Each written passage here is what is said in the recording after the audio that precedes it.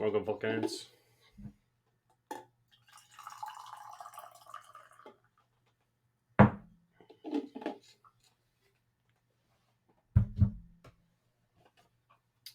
Det sjukaste. Det sjukaste. Så dricker jag te.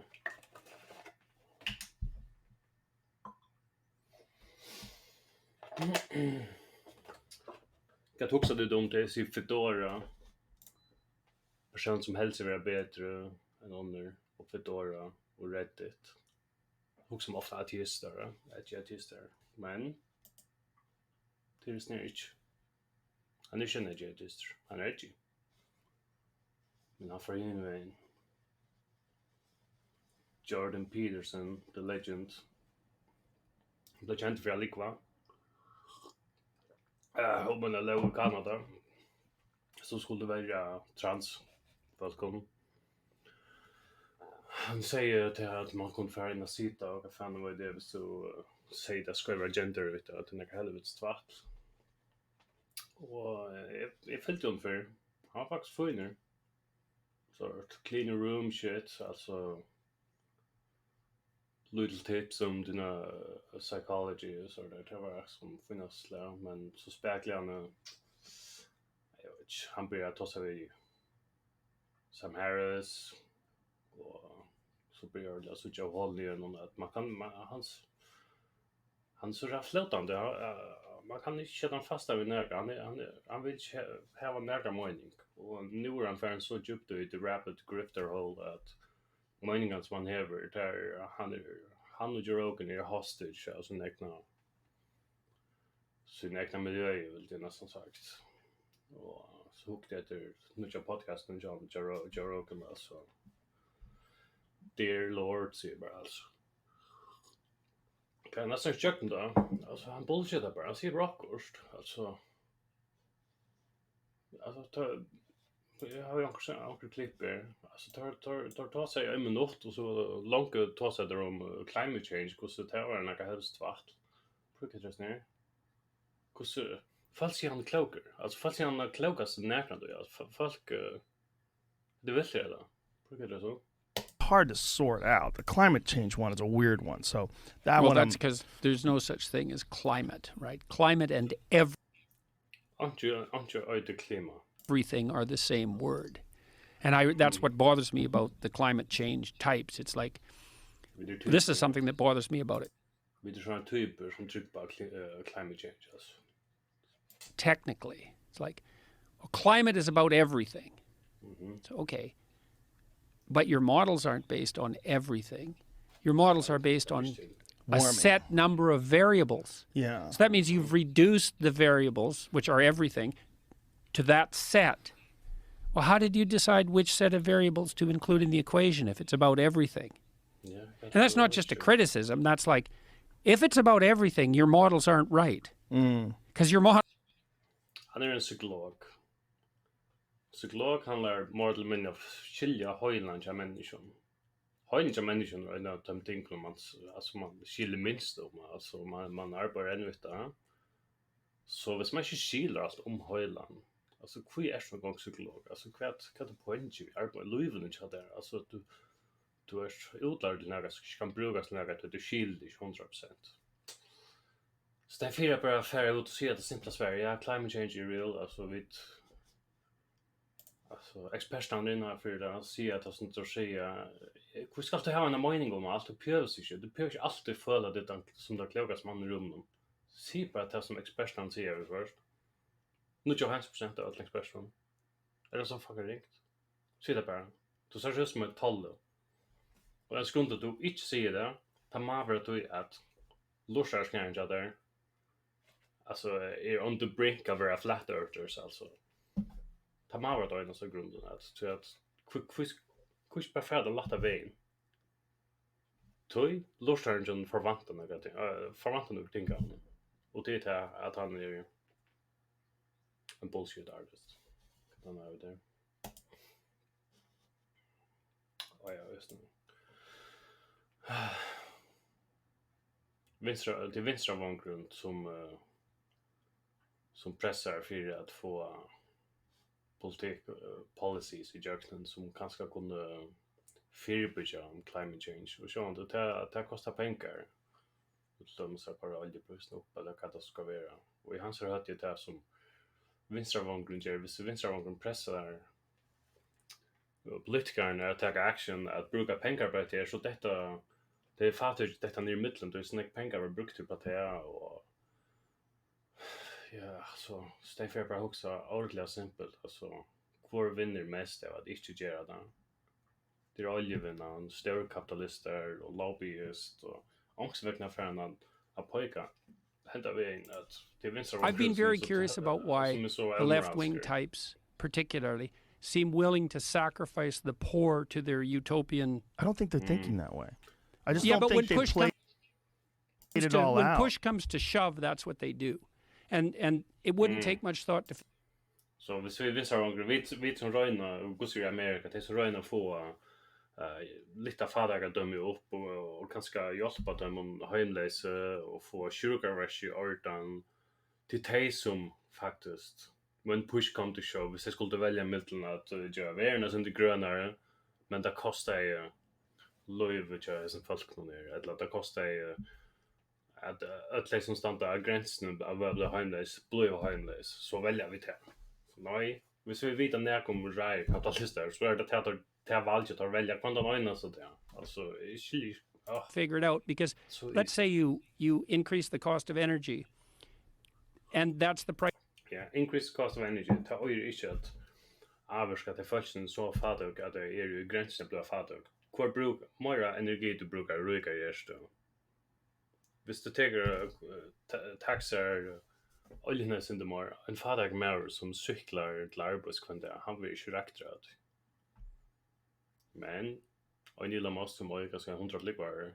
Nej, nu ser brockor, men i alla fall som jag tror ju bilar whatever. Price you pay to move forward to a hypothetically green economy, but you increase the price of energy. Okay, so what happens? Kan kunde ganska mycket vi. Okej, land som är i männing ta bruk för energi. Ta vidare ut alltså Indien, Afrika och som sen Kina så vi får att vi för det landet men vi tar som det. Vi som ett land för andra land lätt.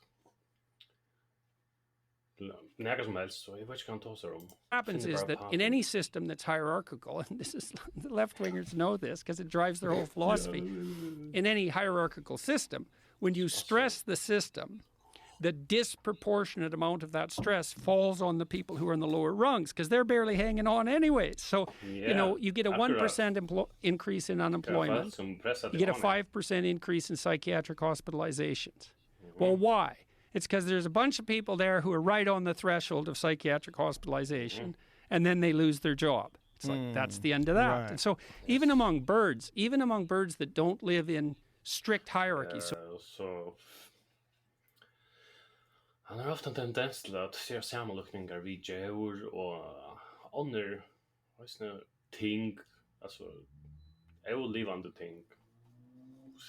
Bara att det löjts inte, pjösje. Fuck, det är gott alltså. Vad är det? Ja. Alltså, minns för det var alltså ung teenager börjar bli godlösningar helt ordet cool argumentera om allt ger allt en större diskussion än vad det vara. Eller så var det cool att diskutera om fucking allt. Det ger allt ett fucking argument. Det är inte nejot. Hens på männer vet väl vad det mest är vara black i Amerika och vara kvitter och whatever. Det är kulturellt svarster. Det är Who you ask? Hur hur är lite inte precis det. Alltså Obama han mamma alltså han är två föräldrar och en kvitt och en svarta, men han är svarster. Han är kulturellt satt som svarster. Either you're a voice of reason and rationality and personal responsibility, or you're a voice of intolerance and bigotry and anger and hateful. sexual oppression. What did Michael prejudice. Eric Dyson call you? A angry white man? And a mean, angry white man. Yeah. Hilarious. Yeah, yeah. You're not mean at all. Yeah. That's what's dumb about that statement. It's you're not mean at all. It's I am white. Actually, that's a lie, too. I'm kind of tan. And he was actually not black. If you're tan, he was what sort the of fuck brown. am I? Because I'm darker than you. Yeah. That's ridiculous. Yeah. But neither of us are white. Well, I'm Italian. And he was Mostly brown, Joe not black. territory, Well, man. isn't that weird? Yeah, it's really the weird. black and white thing is so strange Yeah, because it's the like shades are so tan and brown. there's such a spectrum of shades of people. Unless you're talking to someone who is like 100% African from the darkest place where they're not wearing any clothes all day and they've developed all that melanin to protect themselves from the sun. You know, even the term black is weird. And when you use it. Man svartsjö som bor i Amerika gånger ångerklävon och sånt. Alltså du vars väl av du säger akkurat att du vars italienare. Ett under egen logik är ju gånger italienare. Du blev ju uppvuxen i Italien. Jag ska säga det, du ser bara akkurat. Du vars väl av vara svartsjö message där hur så liter när hon jag där. Inte bara eller hur så tonen är. Så bort du vilja.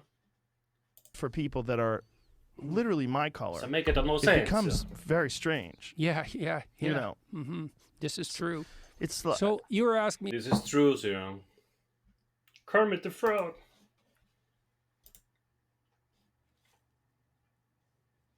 Multispass. Ja, det var gott klipp. Så bara... Folk halta... Okej, jag gott nog har funnit ett klipp nu.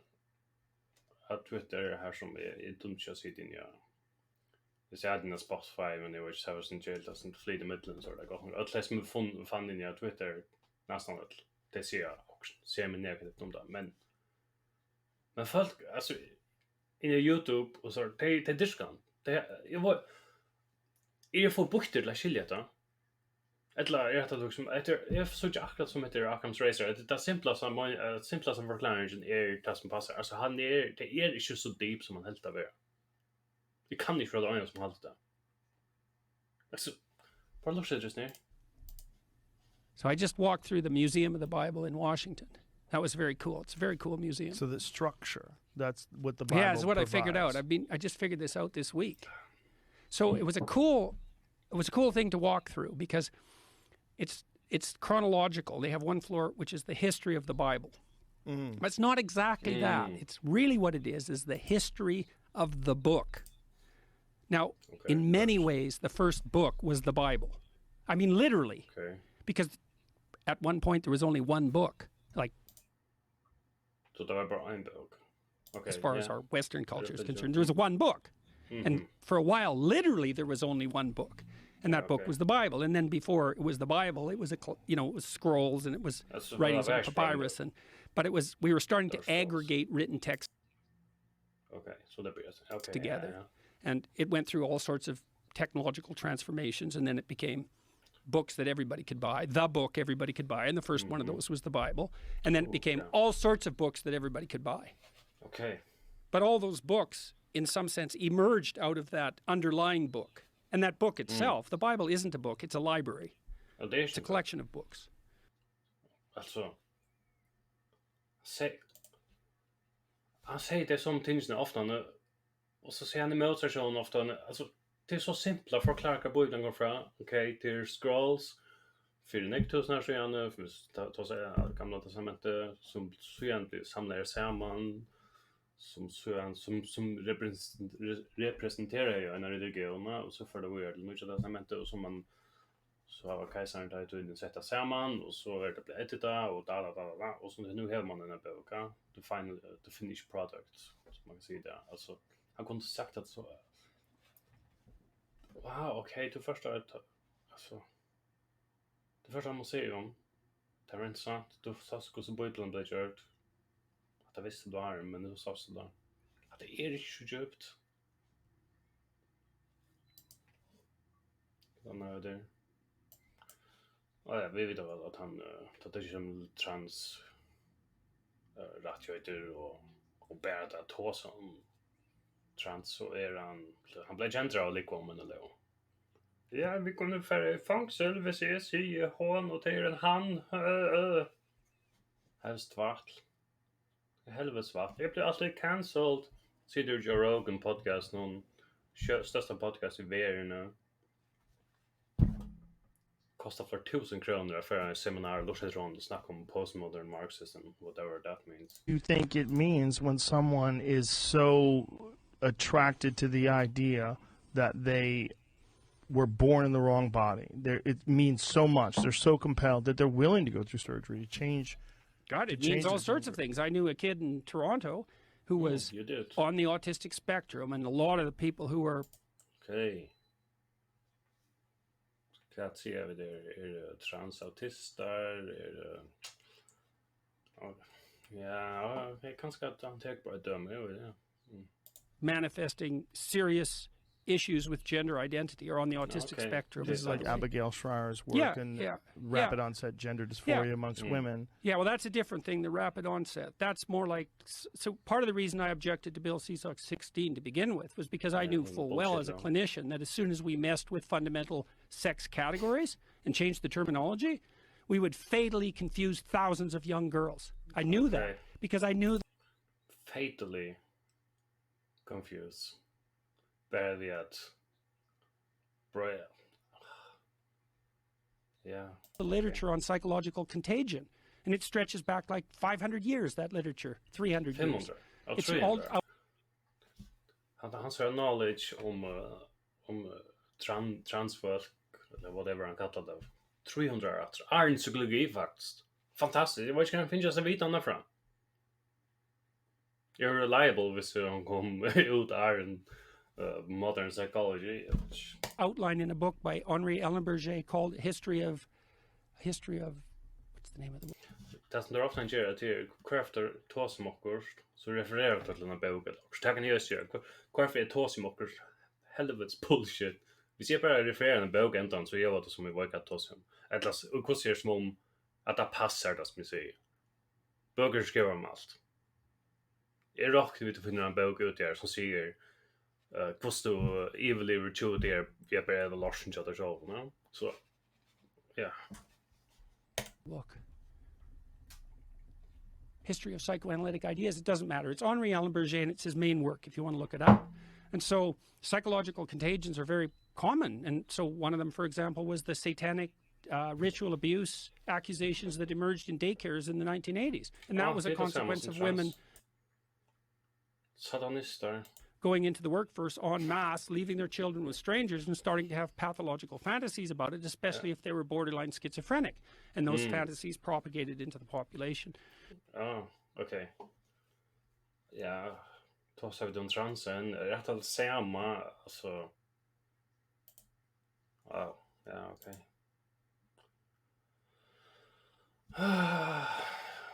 Oh my god, ja. För ofta när att vi sitter på att teach svampar. Yes, brother. Ich funne bara det. Men så hör jag att man färdar simplaste tankarna och det virkar bara så profound och invicklar er och det sjukaste, alltså du särskilt, oh my god, society, vi kör bil till arbetet, hur sjukt det är, wow, whatever. Det följs som nästan alla samtalarna är allt som man säger det. Det är så ting man längst kommer i jöknen som är människa och så bara upptäcker man upp att det och bara bland alltså och gör en ordentlig årsallad på det och så bara kör det hem. So let's think about what music is. First of all, it's a pattern. So non-pattern music is noise. It's a pattern. But then it isn't one pattern, it's multiple patterns layered on top of one another in a harmonious manner. And in a manner that indicates, in some sense, communication between all the patterned layers, because they have to go together. And so, what's the world? Well, the world's made of objects. It's like, no, it's not. It's made of patterns. So music is just like the world, because the world's made of patterns. And then music has layered patterns that are all moving together in a harmonious manner. And so what do when you hear that, especially if it's got a beat? Well, then you move your body, and you want to, right? The music calls to you to move your body. So now you're moving your body in sync with the patterned layers of the world. That's meaning. And then there's more to it. So that's so cool. Is music is an analog of the structure of existence itself. And it calls to you to take part in that. And then so maybe you dance by yourself, or maybe even better, you dance with someone else. And so then you both bring your bodies into this patterned relationship with this multi-layer harmony together in a spontaneous way, indicating that you can both play and are therefore potentially trustworthy future mates. That's unbelievably cool. And birds dance. It's not just human beings. So this is a deep thing. And then music does something else too. It puts you on the border between chaos and order, because a boring song does exactly what you expect it to do and gets dull very quickly. And an unlistenable song is so random you can't follow it. And so what you want is predictability with a leaven of unpredictability. And then that puts you right on the edge. That's the zone of proximal development. Vygotsky discovered that. Like a Hendrix song. Yeah, like a Hendrix song. Well, any great music does that. But I mean, Hendrix has so much creativity inside the structure of the song, because there's riffs that he'll do. Right. And everyone loves it. Oh, man, I went to this bar in Nashville. This band was playing Kelly's Heroes, a great guitarist, the best guitarist I've ever seen. And they were playing old country music with a heavy blues rock twist. So they do this great version of Ghost Riders in the Sky. It's 15 minutes long. Whatever, han batshit insane. Han underground nu. I några månader. Vet jag ganska lockshort där. Han blev avhängig av benzodiazepin som rattlar inte att släppa av i. Jag ska göra något rätt i. Stäm för att bara bojda då sig som en ordentlig mer färd till möter eller whatever.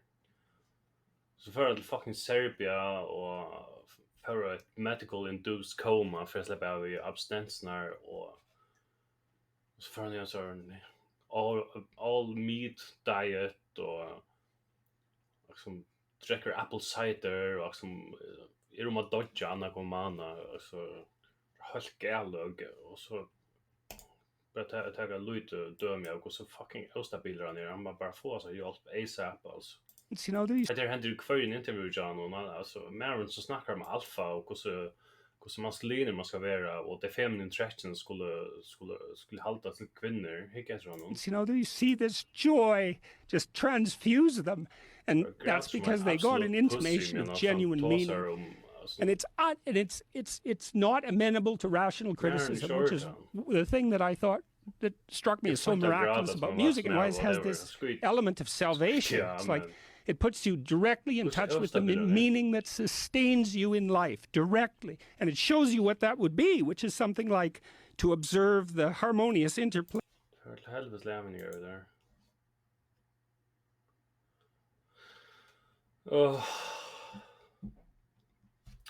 Pack med lossrättron. Faktiskt funnsla. Men äldre än tror jag går lossrättron. Men mellan 2, 3 och 5 till alltid så antivaxxare och sån high value males som de kallar sig. Atlikam drunch. High value male looking for high value female. Each woman, female. Om du glömde hur det ser ut så ser det ut. Vilket är det snär? Alltså, som jag inte hade så ser det ut för också ruskan gal.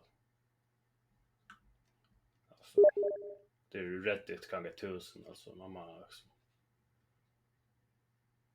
1 miljard karma points in Reddit.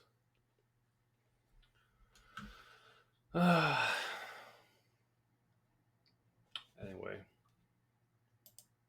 Rant overall. Sista plug. Köpa det.